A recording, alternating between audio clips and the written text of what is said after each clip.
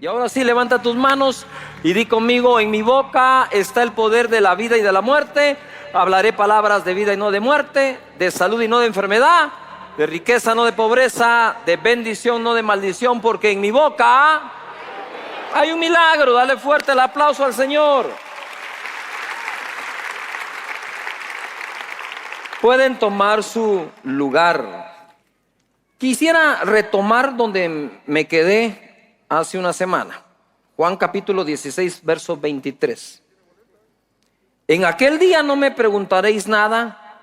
De cierto os digo que todo, ¿cuánto? Todo, cuanto pidiereis al Padre en mi nombre, os lo dará. Ahora, aquí viene algo importante. No hay nadie que no haya pedido en esta vida. Desde que nacemos pedimos. Lloramos para que nos den el biberón. Lloramos para que nos den atención. O sea, desde niños solo salimos y empezamos a pedir. Y no está mal pedir entonces. Pero viene Jesús y les dice: hasta ahora nada habéis pedido en mi nombre. Ojo. Pedid y recibiréis para que vuestro gozo sea cumplido. Leo el verso el primero. De cierto te digo que todo cuanto pidieres al Padre en mi nombre, os lo dará. Como Jesús sabe lo que estaban pensando, y a propósito de lo que están pensando, ustedes hasta ahorita nada han pedido en mi nombre. Han estado pidiendo, pero no en mi nombre. Cuando nosotros pedimos en el nombre de Jesús, vamos conociendo, relacionándonos, como haciéndonos uno o parte de nosotros el nombre de Jesús. Entonces, cuando se pide en el nombre de Jesús. Ahora quiero dar otra base acá. Antes de venir, y estaba orando por todos y por la reunión, el Señor me dice que muchas veces hemos leído su escritura, ¿sí?, afectando la interpretación de la escritura por lo que ya de antemano creo. Cuando lo que debe pasar es que al leer la escritura afecte lo que creo. Cuando yo recibí a Jesús, estaba en la universidad y estudiaba sistemas de información. También era un programador. Y se nos enseñó a hacer todo, como decimos, by the book, como dice el manual. ¿Verdad? Porque si no lo hago como dice el manual, no pretendo que la computadora funcione. Y mucho menos si un programa o el software esté bien. Entonces también se nos enseñó, cuando un programa no corra bien, no le echen la culpa a la computadora, no la pateen, ¿verdad? Examinen el código, porque seguramente en el código tienen un error. Entonces, cuando yo vengo a Jesús, yo vengo de estar estudiando todo esto. Entonces yo tomo la Biblia y dije: este es el manual, como está escrito, así va a ser. Y una vez me le rendí a la palabra de Dios. Entonces dije: como está escrito, así va a ser. Entonces dejé que la escritura afectara lo que yo pensaba, en lugar de yo meterle mi prejuicio mental a la escritura. Una de las cosas con las que fui confrontada es con esta. La gente dice: no, es que a Dios no hay que pedirle. Y entonces, ¿por qué Jesús dice que pidamos? Entonces vengo y pienso, no es lo mismo tratar de ser espirituales, que dicho sea paso, como les he enseñado, los satánicos son espirituales, los brujos son espirituales, los curanderos son espirituales, los chamanes son espirituales, pero no escriturales. Más algunos de ellos son anti-escriturales. Nosotros debemos ser escriturales para ser correctamente espirituales. ¿Me estoy explicando? Entonces no te hagas bolas. Jesús dice que pidas, pedí. Pero dice que en su nombre. Porque le dice: mire, hasta ahora nada han pedido. Bien, hemos pedido, pero no en mi nombre. Levanta las manos y di conmigo: yo voy a orar en el nombre de Jesús. Ahí está la autoridad de tu petición. La fuerza de la petición está en tu fe, pero la autoridad está en el nombre de Jesús. Y el Señor nos enseña que nuestro Padre es un buen Padre. Primero hablamos que dentro de la herencia que Jesús nos dejó su espíritu, pero nos dice que lo pidamos. Es lo mismo cuando un padre te deja una herencia, te tenés que presentar ante abogados para ver de qué se trata y recibir la herencia que se te dejó. Dice en Mateo 7:7 la escritura: pedid y se os dará, la sabemos casi de memoria. Dice: buscad y hallaréis, llamad y se os abrirá, porque todo aquel que pide recibe, el que busca halla, y al que llama se le abrirá. ¿Qué hombre hay de vosotros que si su hijo le pide pan, le dará una piedra, o si le pide un pescado, le dará una serpiente? Pues si vosotros, siendo malos, sabéis dar buenas dádivas a vuestros hijos, ¿cuánto más vuestro Padre, a ver, todo el mundo diga Padre, que está en los cielos, dará buenas cosas a los que le pidan? ¿A los que le qué? Otra vez pidan. No hay nada de malo. Cuando uno no pide, ¿sí?, va camino a la autosuficiencia. Y Jesús dijo: sin mí no podéis hacer nada. Yujo. Cuando pasamos pruebas de necesidades grandes y profundas, lo único que Dios está es permitiendo eso para volcar nuestro corazón a que confíe en Él y que Él sea el que provea. Una vez compruebo yo eso y no me separo de ello, entro en un estado de confianza continuo para con Dios. Por eso es importante. Cuando damos a Dios, no es Dios el que necesita que le dé, soy yo el que necesita dar. ¿Sí? Sigo. Entonces dice acá esto: primero el Padre le da el ADN al Hijo, les dije, el Espíritu. Pero luego de eso nace el Hijo y ahora hay que darle todo. ADN ya no. Tú no estás cada fin de semana ADN, ahí te va el ADN.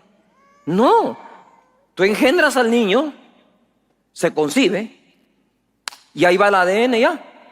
Pero una vez nace, no vive del ADN, vive que tú le compres la cuna, los pañales, la comida. Y entonces viene la gente y dice: es que no hay que ser materialista. Perdóname, pero esto no es materialismo, esto es realidad.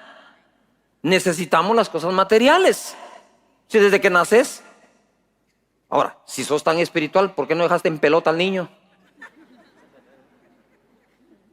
Pues sí o no. Es que si no se va a necesitar, no se necesita nada, pues. Y dejarlo ahí a ver que crezca como pueda. No lo hiciste. Desde ahí tu corazón era darle lo mejor a esa criatura. Y volcás tu corazón al niño. De ahí crece. ¿Cuál es la conversación entre la pareja? ¿Y dónde lo vamos a poner a estudiar? ¿Y en qué colegio? ¿Y cuánto cuesta? ¿Y queda lejos? ¿Y mejor nos cambiamos de casa? No, señores, es una realidad que el ser humano, desde que fue creado y pecó, se tuvo que cubrir con hojas. Y Dios le dio unas vestiduras de la piel de las ovejas. Desde que nacemos y desde que pecamos, las cosas materiales en nuestra vida se hacen necesarias. ¿Cuántos lo reconocen? Para empezar, va. ¿En qué lugar mejor sino en la iglesia y en las escrituras aprender de ello? Dios no te va a enseñar nada malo de esto, te va a enseñar lo bueno de esto. Entonces viene Dios y ahora es nuestro Padre, nos da su ADN, su espíritu, y ahora nos quiere dar las buenas cosas, porque dice acá: dará buenas cosas a los que se las piden. De una vez te dice buenas, no cosas.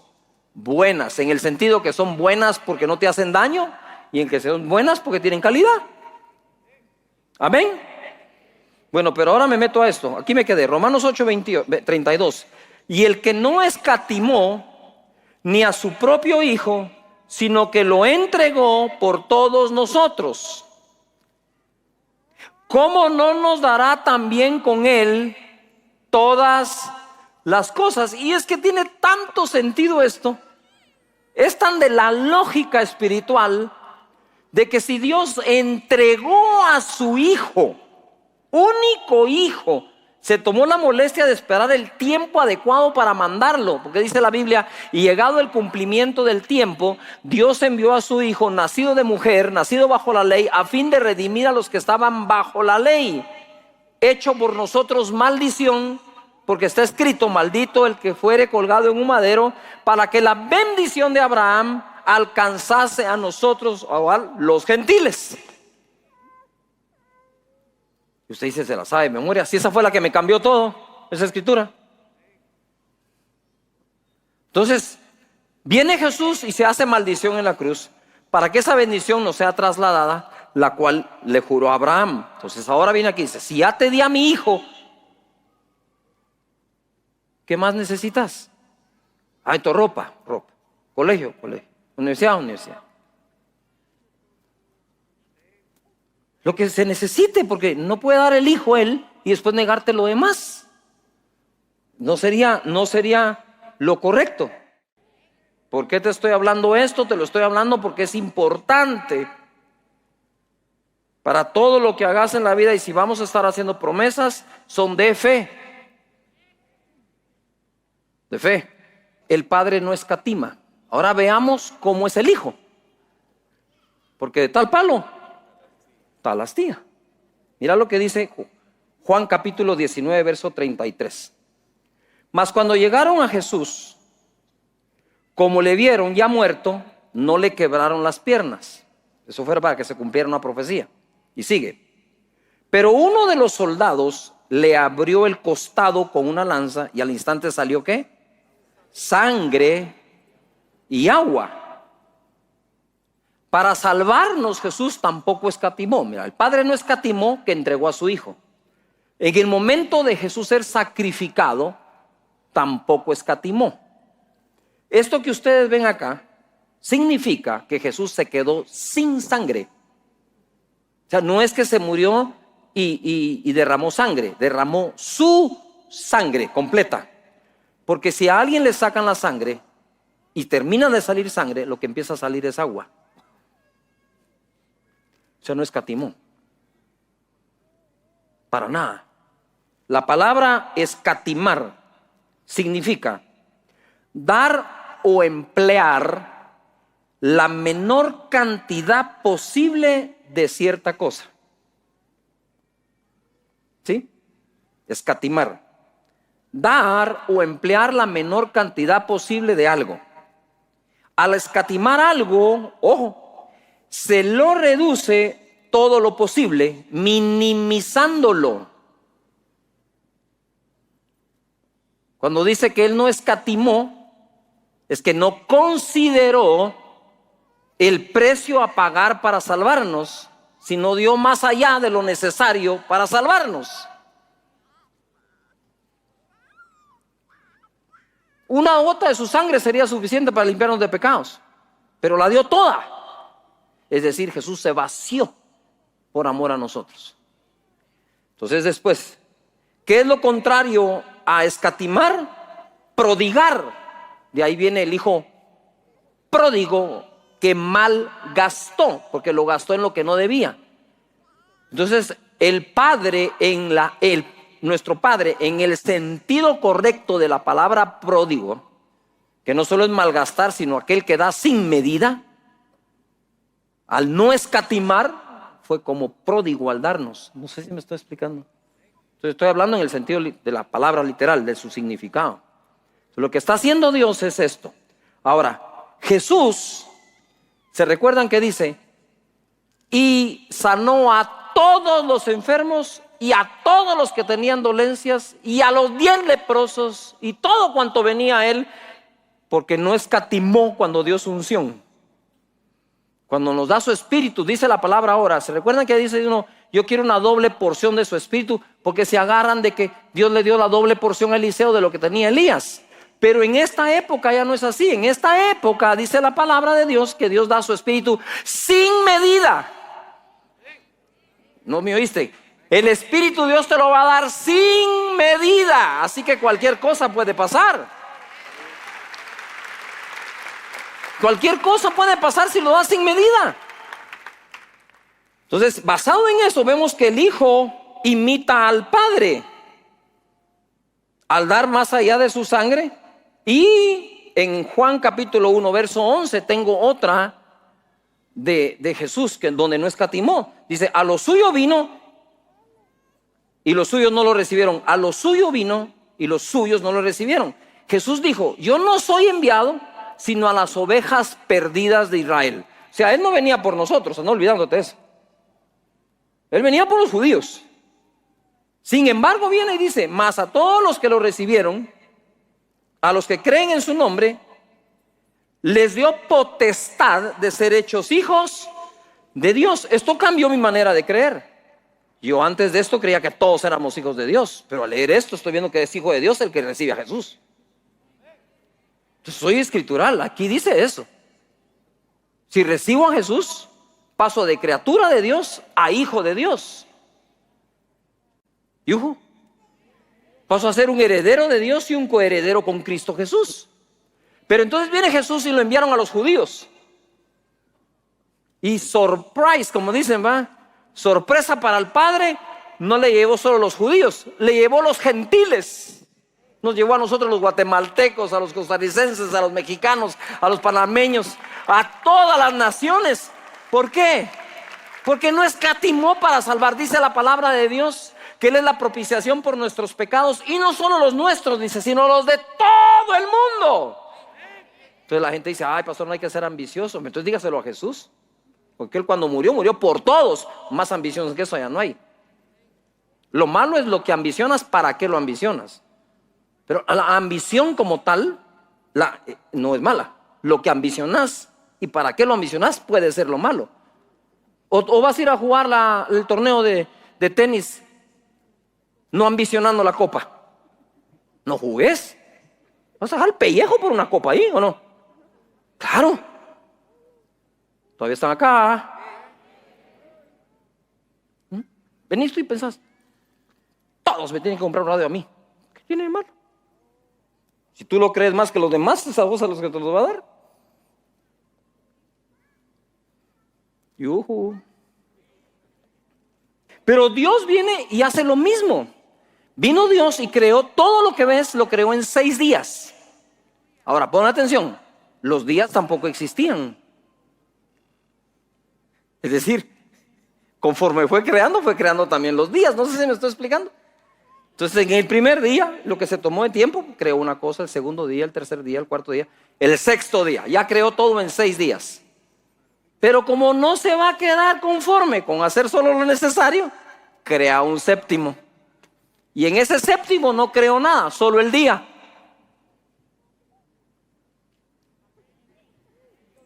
¿Para qué quieres un día más? Para descansar con mis hijos. Si dijéramos como cristianismo, para nosotros que es el primer día de semana, se convirtió en ese día, en el día en que celebramos la resurrección de nuestro Señor, ¿qué? Jesucristo. ¿Estamos acá? Va. Entonces acá, Dios hace eso y hace otro. Y en ese otro día, que para nosotros sería ¿cómo explico yo? En la ley judía es el sábado, ¿sí? Para nosotros los cristianos es el domingo, porque en aquel entonces los judíos querían judaizar de regreso a los cristianos. Y entonces cuando tú vas a ver las epístolas que escribe el apóstol Pablo, dice, el primer día de la semana cuando os reunís. Entonces los apóstoles, que eran judíos, se atrevieron a decir, no, nos vamos a reunir lunes para diferenciarnos de que ya no estamos bajo la ley, sino que estamos bajo la gracia. Eso es todo el asunto, mis hermanos. No te preocupes por eso. Bien, entonces ya vimos que el Padre no escatimó, ya vimos que el Hijo no escatimó. Ahora quiero que vayas a ver a David el rey. Cuando David quiere hacer el templo, Dios le dice, no lo harás tú, has derramado mucha sangre, lo hará tu hijo Salomón. Y en 1 Reyes 8:17 leo, y David mi padre tuvo en su corazón edificar casa al nombre de Jehová Dios de Israel. Pero Jehová dijo a David mi padre, cuanto haber tenido en tu corazón edificar casa a mi nombre, bien has hecho en tener tal deseo. El templo de Salomón nunca lo pidió Dios, el que pidió fue el de Moisés. Pero aquí todavía te voy a dar otra, poquito más profunda, no voy a entrar más a profundidad. Está el templo de Salomón, el templo de Moisés, el tabernáculo. Está el templo de Salomón, que realmente es como que fuera el de David. Y entonces le dice, mi hijo lo va a construir. Pero Dios en su palabra nos dice, si no estoy mal en el libro de Hechos, que en estos tiempos Él restaurará el tabernáculo de David. Entonces hay un tercero. O sea que no dejó sin tabernáculo a David. Dios es lindo, ¿verdad? Pero entonces viene el hijo y lo va a construir. Y viene David en 1 Crónicas 22:14 y dice esto. Porque todos queremos ser bendecidos como David, pero a ver si nos animáramos a hacer lo que hizo David. En 1 Crónicas 22:14, he aquí, yo con grandes esfuerzos, todo el mundo diga fuerte, esfuerzo, más fuerte, di esfuerzo, he preparado para la casa de Jehová 100,000 talentos de oro y 1,000,000 de talentos de plata y bronce y hierro sin medida, porque es mucho. Asimismo he preparado madera y piedra. No escatimó. Esto es no escatimar. Y luego le dice a Salomón, a lo cual tú añadirás. O sea, lo que está diciendo es, yo quiero ser de los que van a financiar el templo. Después vinieron todos los príncipes y todo el pueblo de Israel a hacerlo. Pero a Salomón le dijo, y tú añadirás. Y luego dice, porque la casa, el templo, el palacio, dice otra versión, no es para los hombres, es para Dios. Y ese concepto que David tenía, que para Dios es lo mejor, es el que tiene su servidor. Y en esta casa tenemos ese concepto. Para Dios, lo mejor. Y mi conciencia estará tranquila para pedirle a Dios para mí lo mejor. Si a Dios soy capaz de darle lo mejor, también soy capaz de pedir de parte de Dios lo mejor. Lo mejor que cada quien. Pero mira a David, queremos cantar sus coros. Queremos que nos llamen salmistas. Pero a veces no queremos ser lo generoso que fue David. Sigo. Abraham, otro hombre que lo demuestra, que no escatimó. Mira, dice Génesis 22:13. Después de que Dios le dice a Abraham, dame a tu hijo, y pongan atención. Abraham no podía tener hijos. Y se esforzó de esperanza contra esperanza y llegó a ser padre de multitudes. Y entonces viene Dios y le da un hijo, Isaac. Y ahora que le da el hijo Isaac, entonces le dice, dame a tu hijo, a tu único hijo. ¿Qué? Abraham no vaciló, lo tomó, le puso la leña encima, se lo llevó al monte, puso la leña para el sacrificio. Y el otro niño, mira, ¿y para qué la leña? ¿Va? ¿Qué le contestaba Abraham? Cuando está a punto de sacrificarlo, aparece el ángel de Dios. Le dice, Abraham, para. Dios sabe que lo amas. No tenés que hacerlo. Entonces no hay nada que hacer. Eso fue Dios. Pero ¿cómo supo que lo amaba? ¿Supo que Abraham amaba a Dios cuando Abraham le pidió el hijo que no podía tener? ¿O supo Dios que Abraham lo amaba cuando estuvo dispuesto a darle lo que él le pidió? Claro, Dios ama al dador. Ya están coincidiendo las escrituras.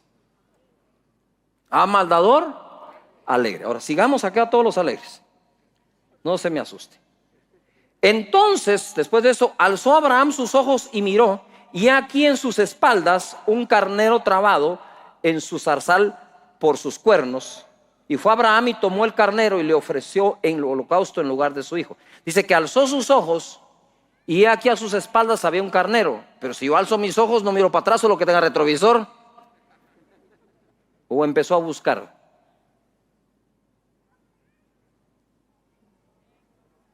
Empezó a buscar. No, ¿quién te dejó parqueado aquí, mi vida lindo? Como dicen ahora, mi gordo. Porque ahora como que todos somos gordos, no se da cuenta. Ay, mi gordo, y el otro es un flaco de tamaño. Y ahí estaba su gordo. Y digo, te parquearon en buen lugar a ver carnero. Le digo, vení para acá. Y lo sacrifica en lugar de su hijo. pregunto, ¿en algún momento Dios le dijo, sacrificame algo en lugar de tu hijo? No. Por eso cuando tú decís, no, damos voluntariamente, claro que damos voluntariamente, y es la prueba más grande que hay, porque comprueban cuál es nuestra voluntad. Amén. Entonces dice acá, Jehová provee. Entonces dice Abraham acá, y llamó a Abraham el nombre de aquel lugar, Jehová proveerá. Por tanto se dice hoy, en el monte de Jehová será provisto. ¿Qué hay en el monte de Dios? Provisión. ¿Cómo puede ser posible? Sí, ¿cómo es posible que de estar dispuesto a dar un hijo, lo que Dios promete de regreso es abundancia y multiplicación? ¿Qué relación tiene?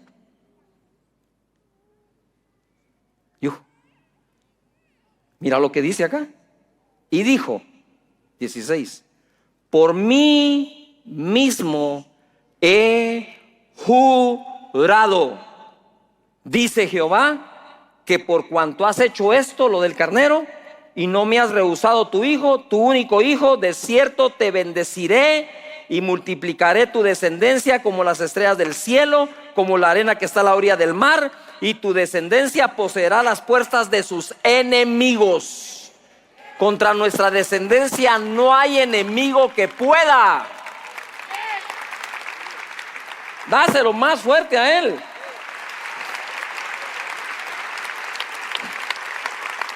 Y entonces ahora eso fue en Génesis. Miles de años después, miles, se escribe en Hebreos. Esto es una enseñanza milenaria. Miles de años después, Hebreos 6:13 dice, porque cuando Dios hizo la promesa a Abraham, no pudiendo jurar por otro mayor, juró por sí mismo, diciendo, te bendeciré con ¿qué? Abundancia, y te multiplicaré ¿qué? Grandemente. Y esto fue lo que nos trasladó Jesús en la cruz del Calvario. Así que levanta las manos y diga conmigo, yo estoy bendecido bajo juramento. No puedes dudarlo. ¿Qué más puede hacer Dios? Mira, Dios todo lo hace con su palabra. ¿Con qué hizo los cielos y la tierra? ¿No lo hizo con su palabra? ¿Y con qué bendijo Abraham? Con su palabra.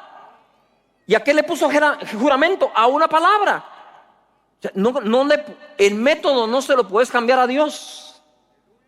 Por eso es que él juró. ¿Por qué juró? Porque lo que para él vale es su palabra. En otras palabras, él dice, que te baste mi palabra, punto. Ya te lo dije, yo lo voy a cumplir. Y si lo dudas, te lo juro, le. Cosa que nosotros no podemos hacer. Ay, que te voy a hacer un paréntesis. La Biblia dice que no podemos jurar, que no juremos. Ahora es un dicho de la sociedad, te lo juro. Pero jurar así de corazón no podemos, dice. Pero ¿por qué Dios sí puede? Si es pecado jurar, ¿por qué Dios jura y no peca? Porque Dios no puede pecar. Él no comió del árbol de la ciencia del bien y el mal. Y ojo. Ahora, yo no sé si te sentís así. Ahora, cuando Abraham comenzó con una mano adelante y una mano atrás, hombre. No tenía petate donde caer muerto. ¿Por qué te cuesta a ti creer que Dios te va a levantar con abundancia y te va a multiplicar, si hasta tenés más de lo que Abraham tenía cuando comenzó? Si tenés más de lo que Abraham tenía cuando comenzó, ¿por qué no puedes terminar como Abraham terminó? Es toda la pregunta que tenés que hacerte. Si Abraham pudo, ¿puedo yo? Total, ¿esta es la fe que me dieron o no? Ahora, si yo me dedico a una vida de creerle a Dios como le creyó a Abraham, y aquí te va esta. Todos queremos, ya fuimos bendecidos con la bendición de Abraham. Entonces seamos para con Dios como Abraham fue. Dios le dijo a Abraham, hey Abraham, mi amigo, ¿qué más quieres? ¿Qué otro título podés ostentar a tener en la vida? Apóstol, profeta, maestro, amigo. Dice, Abraham, mi amigo, hijo. Es mi amigo. ¿Por qué a los amigos les gusta que le crean? Porque cuando uno le dice algo a alguien y dice, vos, mira, parece que no me conoces, le dice uno, o no. Parece que no me conoces. ¿Cuándo te he fallado? No, lo que te he dicho te lo he cumplido. Sí, va, aguantame, teneme paciencia. Pero Dios, que interpuso la muerte de su hijo en medio, que puso juramento, que no le creamos. Ahí sí no me suena muy bien la onda.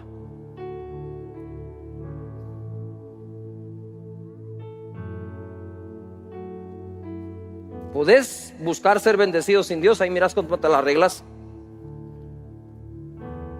Pero la bendición viene de Dios. No importa cuánto te maldigan, rebota.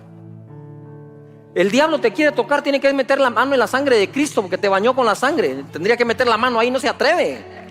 Jamás se atreve.